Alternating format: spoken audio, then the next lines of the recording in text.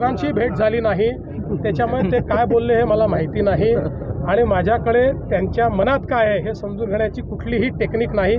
त्यामुळे आत्ता त्यांच्या भेटीबद्दल मला काही माहिती। सर हिंदी में सर रिजनल टेस्टिंग सेंटर आहे, त्याचं उद्घाटन देशाचे भारत सरकारचे मंत्री आदरणीय मनोहरलालजी खट्टर यांच्या हस्ते झालेलं आहे। हे केंद्र अतिशय महत्त्वाचं आहे, कारण यापूर्वी जे काही आपलं इलेक्ट्रिक इक्विपमेंटचं क्षेत्र आहे याच्यामध्ये ट्रान्सफॉर्मर्स असतील, स्मार्ट मीटर्स असतील, या सगळ्या गोष्टींकरता आपल्याला टेस्टिंग करता भोपाळमध्ये किंवा हैदराबादला पाठवावं लागायचं। त्याचा खर्च, त्याचा लागणारा वेळ, यामुळे याबद्दलची इकोसिस्टीम जी आपल्याकडे तयार व्हायला पाहिजे ती इकोसिस्टीम तयार होत नव्हती। आज हे केंद्र आल्यामुळे त्याचा आपल्याला फायदा होणार आहे।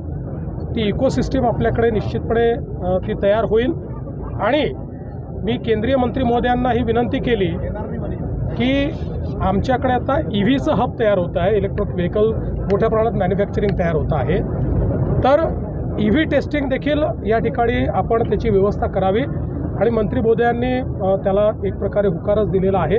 त्यामुळे त्याचा एक मोठा फायदा होईल, कारण आपल्याला माहिती आहे की पुढच्या काळामध्ये आपलं हेच जे क्षेत्र आहे म्हणजे पुणे असेल, नाशिक असेल आणि छत्रपती संभाजीनगर असेल, या ठिकाणी मोठ्या प्रमाणात EVचं मॅन्युफॅक्चरिंग येणार आहे आणि ही जर सिस्टीम इथे उभी राहिली तर त्याच्याकरता एक मोठा फायदा आपल्याला होईल।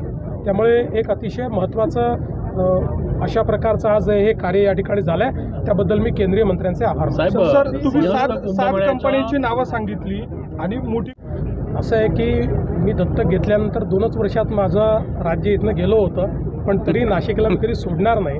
नाशिकवर माझं प्रेम आहे, त्याच्यामुळे कोणी टीका करो, कोणी काही करो, पण नाशिकमध्ये मागच्याही काळात कुंभमेळ्याकरता सगळा निधी मी मुख्यमंत्री म्हणून उपलब्ध करून दिला होता। त्याही काळात जे काही या ठिकाणचे विकासाची कामं होती आपण केली। आताही मोठ्या प्रमाणात कुंभाची कामं तर आपण करतोच आहोत, जवळपास 5,000 कोटी रुपयाची कामं आपण सुरू केली आहेत, 2,000 कोटीची अजून आपण सुरू करणार आहोत।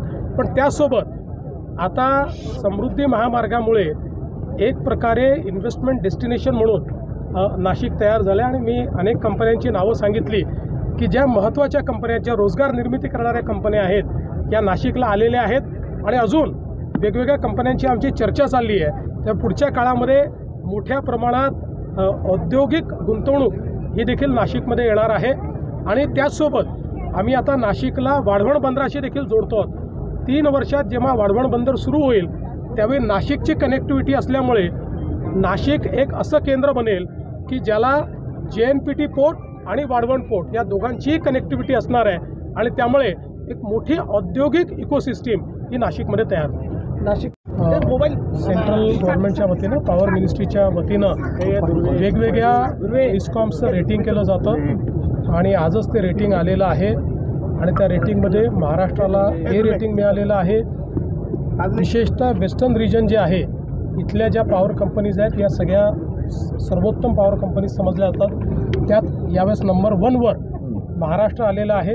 100 पैकी 92 मार्क हे आपण त्या ठिकाणी मिळवलेले आहेत आणि मला असं वाटतं की एक चांगली जंप आपण घेतली आहे, कारण मध्यंतरीच्या काळामध्ये काही अडचणींमुळे आपलं डिस्कॉमचा क्रमांक थोडा खाली गेला होता, पण आता आपलं रेटिंग हे A आलेलं आहे, याचा मला अतिशय आनंद आहे। रिजनल टेस्टिंगचं केंद्र या ठिकाणी तयार केलं आणि केंद्रीय मंत्री माननीय मनोहरलालजी खट्टर यांच्या हस्ते उद्घाटन झालेलं आहे।